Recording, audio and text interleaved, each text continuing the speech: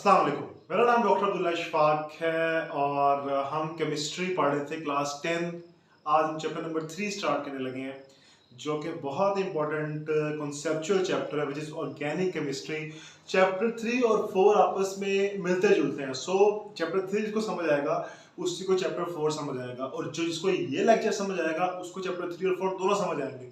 तो आपने ये लेक्चर नहीं छोड़ना, नहीं भूलना, क्योंकि दोनों को मिला के, दोनों चैप्टर्स को मिला के एक लेक्चर बना रहा हूँ मैं, क्योंकि ये बहुत इंपॉर्टेंट है। ये इन दोनों चैप्टर्स की बेस है। अगर आपको ये फॉर्मूलाज, ये स्ट्रक्चर नहीं समझ आएंगे तो आपको दोनों चैप्टर्स समझने में मुश्किल होगी। So let us start organic chemistry. मैंने चैप्टर 1 में आपको बताया था केमिस्ट्री की दो टाइप्स हैं, ऑर्गेनिक और इनऑर्गेनिक। ऑर्गेनिक केमिस्ट्री के अंदर हम हाइड्रोकार्बन्स और उनके डेरिवेटिव्स के बारे में पढ़ते हैं। सो हाइड्रोकार्बन के अंदर कौन से कंपाउंड्स आते हैं जिनके अंदर कार्बन और हाइड्रोजन होगा। तो ऑर्गेनिक केमिस्ट्री को मैं आपको बता चुका हूँ। फिर भी जब हम चैप्टर प्रॉपर स्टार्ट करेंगे तो मैं दोबारा आपको एक इंट्रोडक्शन दूंगा ऑर्गेनिक केमिस्ट्री का।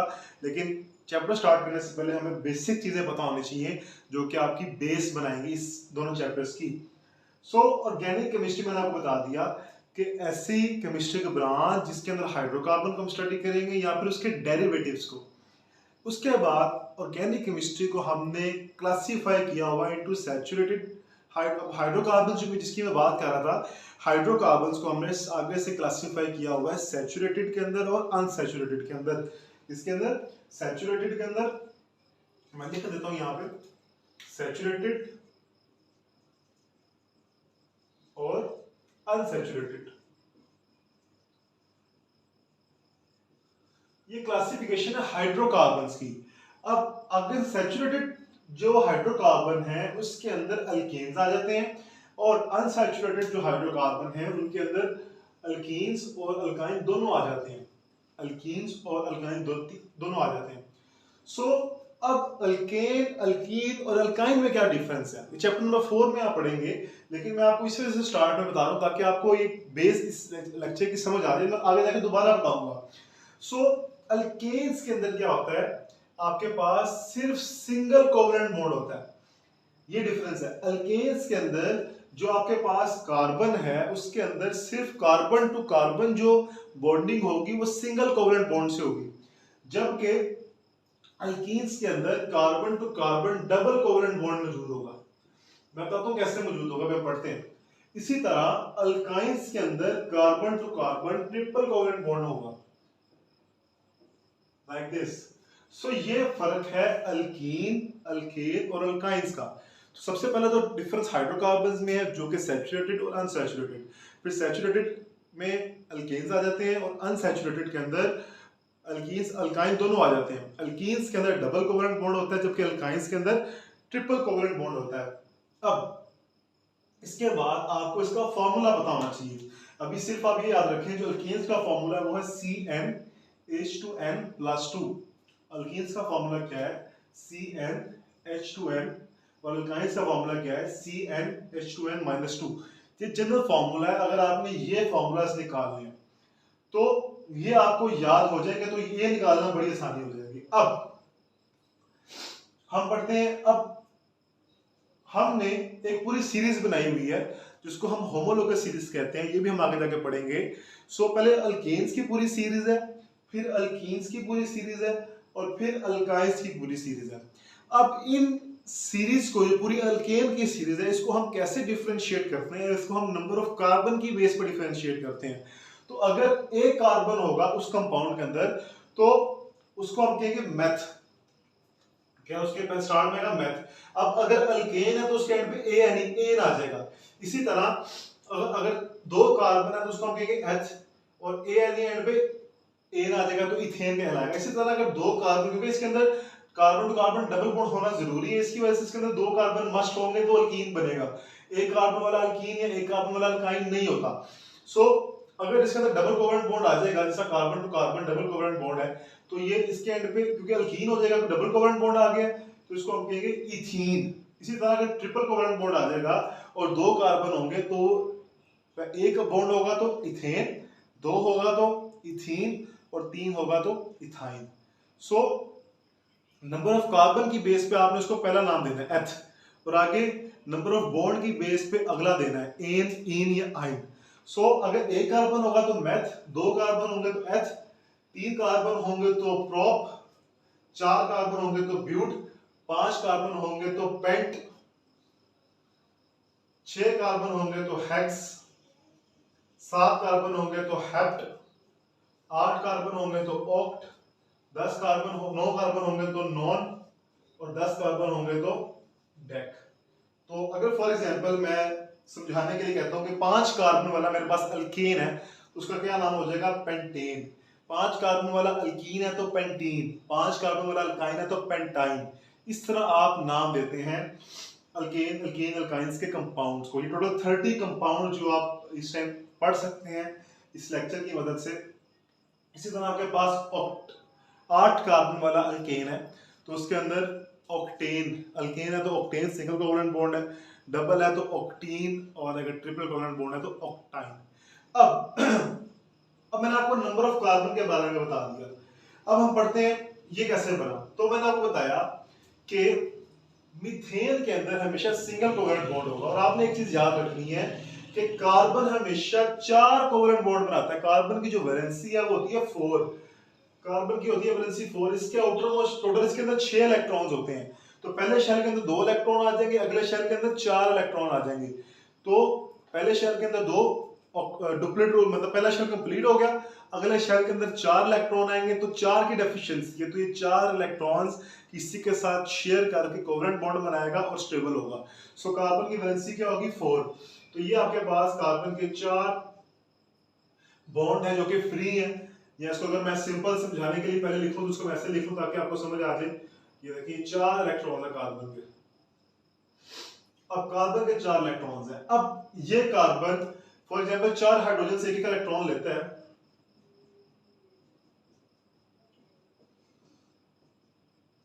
तो ये क्या बन जाएगा, CH4। क्या बन जाएगा, CH4, जिसको हम किसका नाम दिया, मीथेन का। आप देखिए इसके अंदर सिंगल बॉन्ड है, ये देखिए ये सारे सिंगल बॉन्ड बनेंगे। तो अगर सिंगल बॉन्ड होगा तो उसको हम अल्केन कहेंगे, अगर एक कार्बन है तो उसको हम मीथेन कहेंगे। ठीक है, ये CH4 आ गया। तो ये इसको CH4 लिख दिया। और ये जो मैंने बॉन्ड जब मैं शो करूंगा, पहले मैंने इलेक्ट्रॉन्स शो किए तो उसको हम डॉट एंड क्रॉस फार्मूला कहते हैं।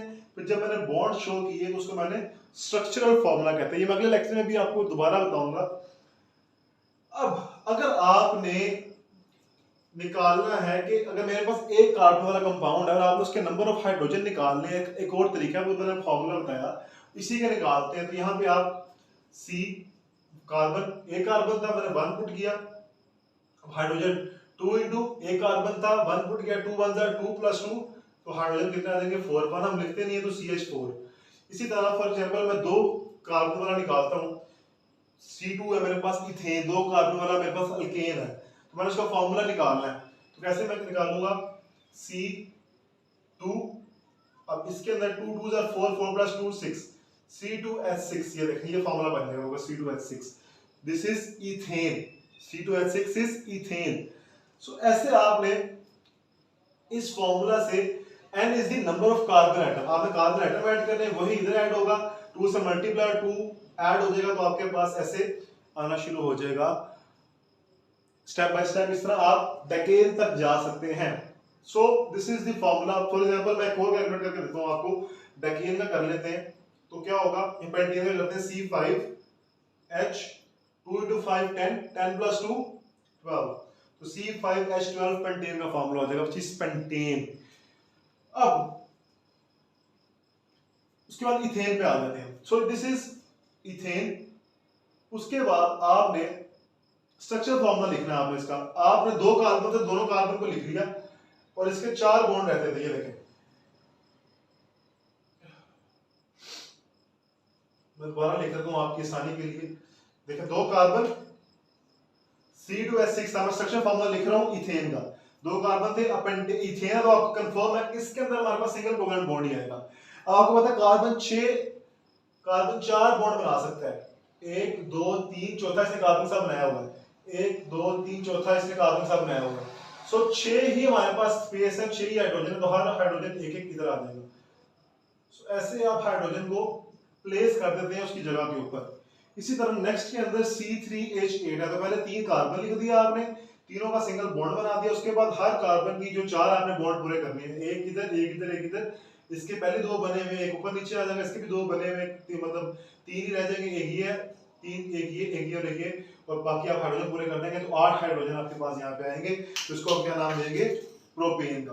क्या नाम देंगे इसको? प्रोपेन का। फिर ब्यूटेन है, ब्यूटेन के अंदर 4 कार्बन है, तो C4H। अब देखें, अब ये फॉर्मूला कैसे लिखा मैंने। अब देखें, ये मेरे पास है CH3, ये भी मेरे पास CH3 है। अब आपने पहले CH3 लिखना है और बाद में CH3 लिखना है। बीच में जितने CH2 आएंगे वो आपने लिखना है। इसके अंदर एक CH2 आ रहा है तो मैंने एक CH2 लिख दिया, यानी पहला CH3, आखिरी CH3 और बीच में CH2 मैंने एज इट इज लिख दिया। तो ये कौन सा फार्मूला हो जाएगा? Condense formula. ये मैं आपको अगले लेक्चर में डिटेल से बताऊंगा। अब ब्यूटेन के अंदर क्या होगा? ब्यूटेन के अंदर 2 CH2 बीच में आ जाएंगे, तो CH3 पहले वाला, CH3 आखिरी वाला, और बीच में 2 CH2 आएंगे, तो मैंने CH2 लिख के साथ स्क्वायर लिख दिया, फार्मूला को कंडेंस कर दिया, छोटा करके लिख दिया। सो इसको हम कहते हैं कंडेंस फार्मूला। इसी तरह आपने pentane, hexane, heptane, octane, नोनेन, decane के फार्मूलास निकालने हैं, फिर उसको ऐसे लिखना है। तो आपकी बुक के अंदर ये सारे लिखे हुए हैं। आपकी बुक में अल्कीन के बारे में बताया हुआ है, अल्कीन अल्काइन की सीरीज के बारे में चैप्टर 4 में बताया हुआ है, लेकिन मैं आपको स्टार्ट में बता रहा हूँ। इसके बाद आ जाते हैं हम अल्कीन की तरफ। अब अल्कीन का फॉर्मूला मैंने आपको बताया CnH2n। अब मैंने आपको बताया इसके अंदर carbon to carbon double bond होना जरूरी है। सो 2 कार्बन लिखते हैं, इथीन का फॉर्मूला लिख रहा हूँ, कार्बन 2 कार्बन आके बीच में डबल बॉन्ड आ गया। अब मैंने आपको बताया था कार्बन के 4 बॉन्ड होते हैं, तो 2 इसने ऑलरेडी बना लिए, 2 ये हाइड्रोजन के साथ बनाएगा, 4 पूरे हो जाएंगे। 2 इसने ऑलरेडी बना लिए, इसने भी 2 बनाए हुए हैं, 2 ये हाइड्रोजन के साथ, तो H H H और H, तो क्या हो जाएगा? C2H4, C2H4। अब this is the formula of ethene. अब अगर मैं इसी को इस फॉर्मूला से कैलकुलेट करूं तो भी मेरा ये आंसर आएगा। तो देखें, 2 कार्बन है, तो C2 और H 2 into 2 4, तो दोबारा ये आ जाएगा मेरे पास। इसी तरह अगर मैंने पेंटीन का फॉर्मूला कैलकुलेट करना है तो इसमें 5 आ जाएगा, और 5 से ही मल्टीप्लाई करूंगा तो C5H10 मेरे पास 5C पेंटीन का फॉर्मूला आ जाएगा। अब फॉर एग्जांपल मैंने प्रोपीन लिखना है, मैंने यहाँ पे लिखा हुआ 3, 2 के तो आसान हो गया ना, 3 देख लेते हैं। 3 कार्बन लिखे आपने। अब इन 3 में से 2 कार्बन के दरमियान डबल बॉन्ड होना चाहिए, 2 कार्बन के दरमियान डबल बॉन्ड होना चाहिए। तो देखें, फॉर एग्जांपल इस कार्बन के दरमियान डबल बॉन्ड कर दिया। अब मैंने बॉन्ड पूरे करने हैं, मुझे ये पता है कार्बन के 4 बॉन्ड होते हैं। इस कार्बन के 2 बने हुए हैं, 1 और 2, 4 पूरे हो गए। इस कार्बन के 2 बने हुए हैं, एक इस कार्बन के साथ 3 हो जाएंगे, एक इधर 4, इस कार्बन का 1 बना हुआ है, तो टोटल 3 बन जाएंगे। सो देखें, इस कार्बन के 2 थे, 2 मैंने और बना दिए, इस कार्बन के 3 थे, इस कार्बन के साथ 2, उस कार्बन के साथ 2, सिर्फ 1 बनेगा, और इस कार्बन का 1 था तो 3 और बनेंगे। तो हाइड्रोजन पूरे कर दूंगा, इधर भी हाइड्रोजन आ जाएगा, इधर भी, इधर भी, इधर भी, इधर भी, इधर भी। सो C3H6, 6 हाइड्रोजन लगे। क्या फॉर्मूला बना हुआ है? C3H6 which is the formula of propene. इस फॉर्मूला से निकालूंगा, इसकी जगह 3 पुट करें, C3 2 3 से मल्टीप्लाई होगा तो C3H6 ही बन जाएगा। इसी तरह अल्काइन की तरफ आ जाते हैं। अब अल्काइन में भी carbon to carbon triple covalent bond होना जरूरी है, इस वजह से एक कार्बन में मिथाइन नहीं एग्जिस्ट करता। सो 2 कार्बन होंगे तो आपके पास अल्काइन बनेगा। सो इथाइन का फॉर्मूला देखते हैं, carbon to carbon triple covalent bond आ गया, मस्ट है, ये कंडीशन है। उसके बाद अब इसके 3 पूरे एक ही स्पेस है, इसके भी 3 पूरे एक ही स्पेस है, तो एक इधर हाइड्रोजन, एक इधर हाइड्रोजन, तो क्या फॉर्मूला हो गया? C2H2, C2H2। अब इस फॉर्मूला से निकालते हैं, 2 कार्बन, 2 into 2 4, 4 minus 2 2, तो C2H2 आपके पास आ गया। इस फॉर्मूला से भी आप ये फॉर्मूला कैलकुलेट कर सकते हैं अल्काइन का। प्रोपाइन का देख लेते हैं, 3 कार्बन ड्रॉ किया आपने, और मैंने बताया था एक कार्बन टू कार्बन ट्रिपल होना जरूरी है अल्काइन के अंदर। सो आपने 1 2 3 ड्रॉ कर लिए, इसके दरमियान सिंगल आ गया, ठीक है, एक ट्रिपल हमारा पूरा हो गया। अब इसके बाकी बॉन्ड पूरे कर देता हूँ। इस कार्बन का 1, अब इस कार्बन के देखें 4 पूरे हो गए, 3 इस कार्बन के साथ और 1 इस कार्बन के साथ, तो यहाँ पे हम हाइड्रोजन नहीं ऐड करेंगे, और इस कार्बन का मेरे पास सिर्फ 1 बना हुआ है, तो मैं 3 हाइड्रोजन यहाँ पे ऐड कर सकता हूँ, एक हाइड्रोजन इधर, एक हाइड्रोजन इधर, एक इधर और एक इधर। सो क्या हो गया, क्या फॉर्मूला हो गया इसका? C3 और H4, तो क्या बनेगा मेरे पास अगर मैं इसमें करूंगा तो C3 2 3 6 6 minus 2 4 2 3 6 6 minus 2 4, तो मेरे पास C3H4 जो है वो आंसर आ जाएगा किसका, इसका आंसर आ जाएगा मेरे पास प्रोपाइन का। इसमें अगर मैंने ऐड किया तो 2 3 6 6 minus 2 4 C3H4, ये फॉर्मूला बनेगा प्रोपाइन का। और इसके थ्रू भी मेरे पास यही फॉर्मूला बन रहा है C3H4, 3 कार्बन के साथ सिर्फ 4 हाइड्रोजन को ऐड करने की स्पेस है, इसके अलावा हम हाइड्रोजन ऐड नहीं कर सकते। और इसमें एक और बड़ी मजे की चीज है कि अगर आप देखें कि जब आप कंसेक्यूटिव नेक्स्ट की तरफ जाते हैं तो C4 से जब C2H6 की तरफ आए तो इसमें CH2 की एडिशन हो रही है, इसकी तरफ जब आएंगे तो CH2 की एडिशन हो रही है। तो हर कंसेक्यूटिव मेंबर में जब आप जाएंगे तो CH2 ऐड होता जाएगा, तो CH4 के बाद CH2 ऐड करेंगे तो C2H6 से एक कार्बन और 2 हाइड्रोजन बढ़ते जाएंगे स्टेप बाय स्टेप। इसी तरह अगर हम इसके अंदर देखें, जो ये देखें C2 है C3 है, C2H4 C3H, इसके अंदर भी एक कार्बन बढ़ा 2 हाइड्रोजन बढ़े, तो कंसेक्यूटिव मेंबर के अंदर CH2 की एडिशन हो रही है, तो C2 से C3 हो गया, H4 से H6 हो गया। और इसके अंदर भी देखें तो हम C2 से C3 पे आए और H2 से H4 पे, यानी इसके अंदर भी CH2 की एडिशन हो रही है। तो तीनों के अंदर जब आप कंसेक्यूटिव मेंबर की तरफ मूव करेंगे तो CH2 एक कार्बन ऐड हो जाएगा और 2 हाइड्रोजन ऐड होते जाएंगे। और नंबर ऑफ कार्बन की बेस पे आपको उसको नाम देना है। अगर 5 कार्बन है बनता है पेंट होगा, सिंगल कोवेलेंट बॉन्ड वाला है तो अल्केन कहलाएगा, तो पेंटेन है, डबल कोवेलेंट बॉन्ड वाला है तो पेंटीन है, और ट्रिपल कोवेलेंट बॉन्ड वाला है तो पेंटाइन। और ये मैंने आपको इसके फॉर्मूला बता दिए कैसे लिखना है उसको, इसका स्ट्रक्चरल फॉर्मूला मैंने बता दिया, और मैंने आपको कंडेंस फॉर्मूला लिखने का बता दिया। तो ये था आज का बहुत इंपॉर्टेंट लेक्चर और बेस जो चैप्टर 3 और चैप्टर 4 की बनाता है। इसके बाद मैं आप लोगों को बताऊंगा कि चैप्टर 3 स्टार्ट करना है, कैसे स्टार्ट करना है, बहुत सिंपल है। और मैं दोबारा एक दफ़ा आपको नेक्स्ट जो इंट्रोडक्टरी लेक्चर होगा मेरा, चैप्टर इंट्रोडक्टरी लेक्चर तो हो गया है, जो पहला लेक्चर होगा चैप्टर 3 का, उसके अंदर जो मैं कंडेंस फार्मूला की definition, molecular formula, structure formula और डॉट एंड क्रॉस फार्मूला एक दफ़ा फिर आपको बताऊंगा, जो कि हमने शॉर्ट क्वेश्चन और लॉन्ग क्वेश्चन के लिए याद करना है। सो ये था आज का लेक्चर। अगर आपको ये समझ आएगी तो आप चैप्टर 3 और 4 दोनों अच्छे तरीके से कर सकते हैं। आपने लेक्चर लाजमी सुनना है। अगर आपको समझ आई है तो इस वीडियो को लाइक करें, शेयर करें, हमारे चैनल को सब्सक्राइब करें। तब तक के लिए अल्लाह हाफिज़।